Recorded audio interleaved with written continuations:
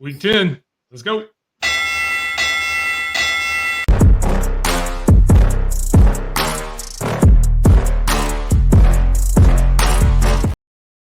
What's up, everybody? Welcome back to the Ragsdale Rumble presented by the Herb and Rodg podcast. I am your host, Big Mike, and we are joined, as always, by our competitors, Herb and Rodg. Rodg, you actually won last week. I'll go to you first. How are you doing this week? Honestly, Mike, I'm a little under the weather. Have been the past few days. I'm not sure what's going on.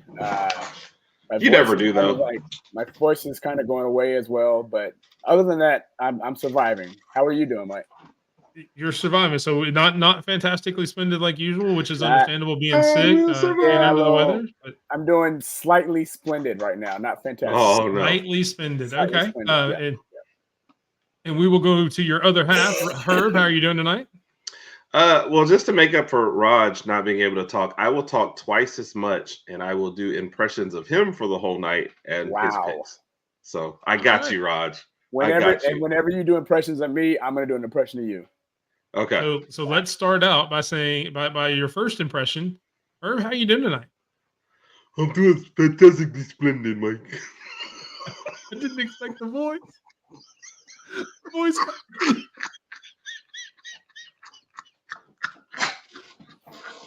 Oh God.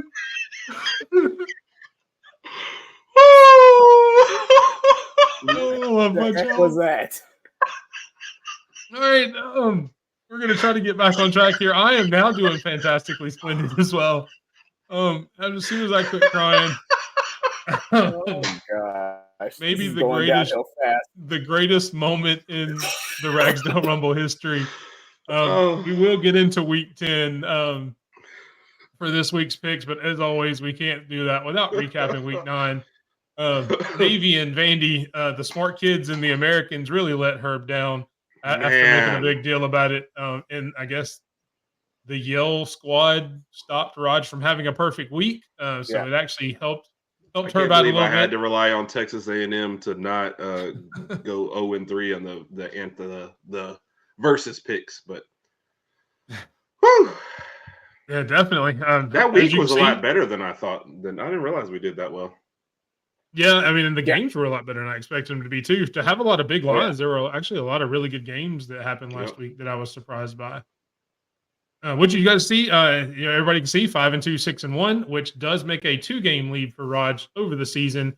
40-28 to 38-30 is our scoreboard. But as we say every week, a lot of football left to play. A lot of games left this week. Will it turn? Will it get bigger? Will it get smaller? Let's find out. Starting off with number 19, Ole Miss, traveling to Fayetteville, Arkansas. Early game. Ole Miss favored by 7. Rodg, you're up first. Who you got and why? I'm going to go. I know Herb just waiting on me so he can do another impression. I'm going to go with. I don't know if I can handle another impression. I'm going to go with Ole Miss in this one. I'm going to go with Ole Miss in their offense. Henry Parrish Jr. is looking really good for Ole Miss. Jackson Dart's not having a bad season. I think the defense could help him out a little bit. Arkansas is looking actually pretty impressive. I'll give it to him. But I'm going to go Ole Miss in that offense to kind of give him the lead. And I think Ole Miss covers in this game too. Surprisingly. Really? Yeah. Yes. Yeah, if you'd have given this game at the beginning of the year, the line would be a lot bigger than -7, wherever they were going to be at the beginning of the year. But Herb, do you agree? Oh, of course not. So starting it early. So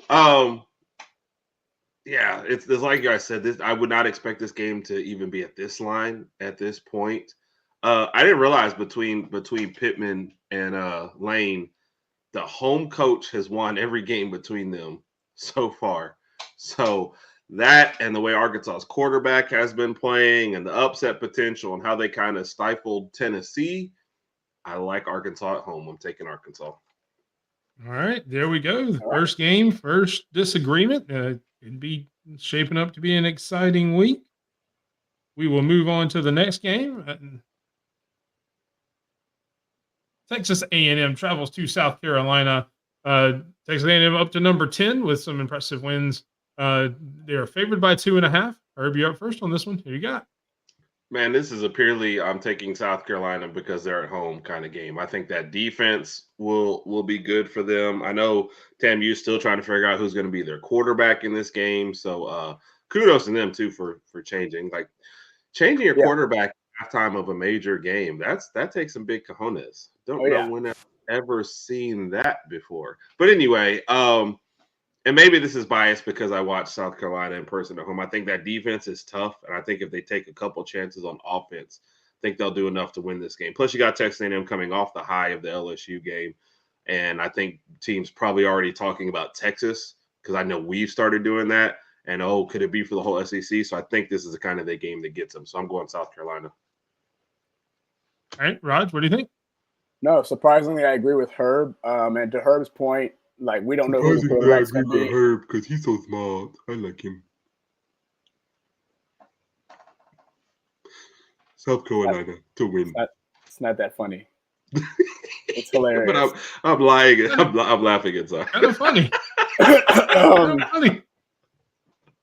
Like we don't know who's going to be a quarterback for A&M. I don't know if it's going to be Weigman or Marcel Reed. If it is Marcel Reed, I think South Carolina's defense will be prepared for him.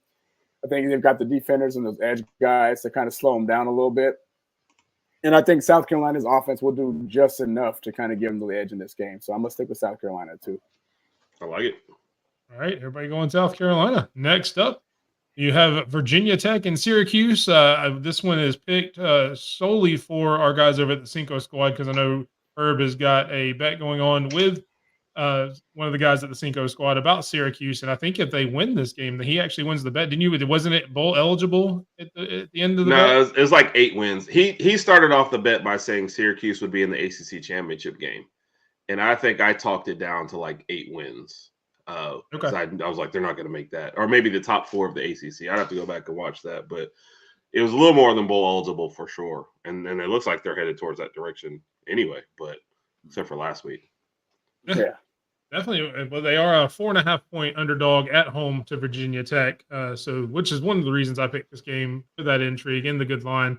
Rodg, you're up first on this one. Who you got? I'm going to go with Virginia Tech to win this game. I know Kyle McCord's coming off the game last week where he had 5 interceptions. I don't think he's going to throw 5 interceptions again. And like 3 pick sixes? Yeah. I don't think he's going to have that bad of a game this Saturday, but I like Virginia Tech's running game. I think it's Tootin, if I pronounce his name right, has 951 rushing yards, about 12 touchdowns. So I think Virginia Tech's going to lean on the run game in this game and get the victory. All right, Herb? Yeah, Virginia Tech's quietly kind of put together a nice little season. Lose to Rutgers, lose a tough one to Miami, and then 3 wins in a row coming into this game, all blowout wins. Syracuse coming off that just stinker of last week, and it feels like some of the shine is off of them. Yeah. Do I need to do the impression? No, I won't do the impression. So surprisingly, I agree with Rodg, and Virginia Tech did win this one handily last year. I know it's a new quarterback for Syracuse, but man, 5 interceptions in one game, 3 pick sixes. That's too much for me to ever back you. So I'm going with Virginia Tech as well. Okay. And I heard something on a podcast. It was one of our local podcasts, so I don't know how true it is, but Virginia Tech, if they went out, they still have a chance to win the ACC. So, I mean, that's still playing for a good bit there. Well, because they play Clemson also, I would assume is why. Yeah. Probably. For them. All right, moving on to the next game. We've got Wisconsin going into Iowa. Iowa is favored by 3. Herb, you're up first on this one. Who you got? Yeah, and Iowa actually playing with their backup quarterback, but he got some action last week. Their defense is still there. They're actually scoring a couple points here and there this year. So, and Wisconsin, I just feel like they haven't found their footing. We watched them in our game. Quarterback gets knocked out, and it just seems like they haven't decided if they're kind of like this air raid type of offense or going back to the physical stuff they had under Brett Bielema. So I think they're just kind of in between. I think Iowa takes this at home and handily. All right, Rodg. I think the halftime score will be like 7-3, and then like the final score will be like 30-12 or something stupid like that. Okay. All right. I think both teams have been leaning on their defense all year. I'm calling Mom. Call her. Both teams have been leaning on their defense pretty much all year. I think in this game, Wisconsin's going to throw up a big stinker. And I think Iowa wins this game handily. Hey, Mom. Yeah, it's me, your favorite son. Yeah. Yeah, right. Iowa. Yeah. Right. No, he's just being really mean on air, and I just wanted to let you know. Hi, Mom. Right. Love you too. Bye. He picked Iowa also, right? Because it was the right choice. He did. Yeah, it was Iowa. Iowa all the way around. So another game where everybody agrees. Moving on, we have Illinois against Minnesota. Illinois, number 24 at home. But Minnesota is actually favored by 3 in this game. Roger up first. Who you got? This is that one game of the week. I always have one game every week where I don't put any notes down, and I'm going to take the home team. Yeah. This is the week. I'm taking Illinois simply because they're at home. That's it. All right. Expert analysis. Herb, you going to go with that expert? Yeah. Well, I'm going to go with that guy. I wouldn't call him an expert, but I was going to say expert analysis, but you interrupted me, so I didn't get it all straight. Right. It is strange that Minnesota's favored. That's what scares me. But Brett Bielema has never lost to Minnesota. He's 10-0, no matter where he's been. They're ranked 24th. They're playing at home. I got to go with Illinois. And look at Herb coming up with just the obscure actually fact. Doing research. Wow. The Arkansas and A&M fact where the home coach has never lost. This one where Bielema's 10-0. Man, somebody had some extra time and did some research. We could tell he normally doesn't do any research, but this time he actually did. Wow. And now that I'm going to stop making fun of you, you did actually pick Illinois, correct? Yeah, I'm never going to stop making fun of him. But yeah, he did pick Illinois. That's fair. Okay. Yeah. All right, moving on to the next game. And actually a ranked game, number 20 SMU at home against number 18 Pitt. SMU is actually favored by 7.5. Herb, you're up first. If you're talking to me still, who you got and why? SMU at home. This should be a fun game, I think. Both quarterbacks are actually banged up coming to this one. Both coaches, I think, said as just like actually maybe today, I guess on the radio shows that both their starting guys should be there. SMU, I've just been a little bit more impressed by them, even though I guess they've lost one. Pitt's undefeated. I give them the edge because they're at home. I don't know about 7.5. I feel like this will be a back and forth game. This will be a fun game to watch that night, but I give SMU the slight edge, and that's who I'm picking. All right, Rodg. Hey, Mike, I'm going to do my anti-Herb pick. I'm taking Pitt just because Herb picked SMU. And I like Eli Holstein because he was at Alabama. Roll Tide, everybody. It's not that funny, Mike.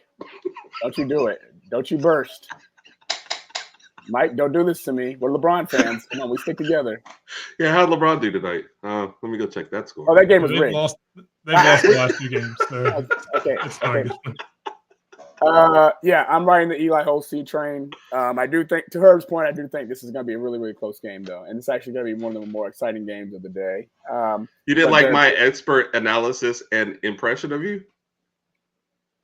Yeah, anyway, back to my point. That wasn't Rodg doing the analysis there? And it was Pitt's defense that had the 5 interceptions last week. And again, I don't know if it was their defense or just Kyle McCord just throwing them the ball a lot. So their defense has looked impressive the past few weeks. I'm going to go Eli Holstein and Pitt to pull off the upset. Again, there we go. That is this is going to be an exciting game to watch, though. Yes. Definitely. I think it's going to be a very, very big high offense game. But it is also our second disagreement of the week. So it gives us a little bit more excitement with the picks. Going into the biggest game of the week and the last game we will pick. Number 3, Penn State hosting number 4, Ohio State. Ohio State is still favored by 3. Roger up first. Who you got? I got to go with Ohio State. I feel like Penn State, every single year, it seems like, if I can recall correctly, they lose one of these big games that they really, really need to win to kind of prove to us SEC fans that they are a top-tier team. But this is going to be that game where they don't win. I think Ohio State's a better team. They came that close to beating Oregon on the road. I think they still have a good team. Offensively, I would like to see Ohio State get even better if they can. But defensively, I think they're there. I just think they have the better team than the Penn State. But this is going to be a close one. But I do think Ohio State covers. All right, Herb. Yeah, that was it. And this is one I wasn't even going to look. I'm like, Ohio State wins this one. You know, it's not even just picking Ohio State. Like, I'm never going to pick Penn State. I just, kind of like Rod said, they don't win these games, you know, and they haven't looked particularly great all year. So I'm going with Ohio State. I think better talent. I think they figure out a way to win this one. Yeah, and in full disclosure, I almost didn't want to put this game on the slate, but I mean, it is number 3 and number 4. And Oh, no, it's a good pick. Yeah, it's a good pick. Well, but I'm also somebody who listens to your show, listen to the Herb Rodg podcast every Tuesday night, 9 Eastern, 8 Central. And I knew neither one of you were going to pick Penn State just because I've heard your analysis on that show. So Right. it's one of those where even though I knew the outcome, it's still number 3 against number 4. So we had to include it in the show just because it's the biggest game of the week. Even though I could have already written down both of your answers here, and it would have been a huge surprise if you had not. We have certain fans that want this game picked too. We do, and they deserve that. Especially, I promised in any big games Ohio State was in that we would put them on, and I did want to keep that promise as well. But just for sake of the show and to keep our credibility as a very professional college pick show, you got to be able to put those in there. Yeah. And that's all the games, ladies and gentlemen. Alabama is on a bye week, so there is no Alabama game to put on here and discuss as we normally do. Bye. And with that, we will actually say bye. All the commentary I had in my head that we were going to talk about just left with that. So we will say good night and all right. So everybody. for Herb and for Rodg, roll tide, everybody.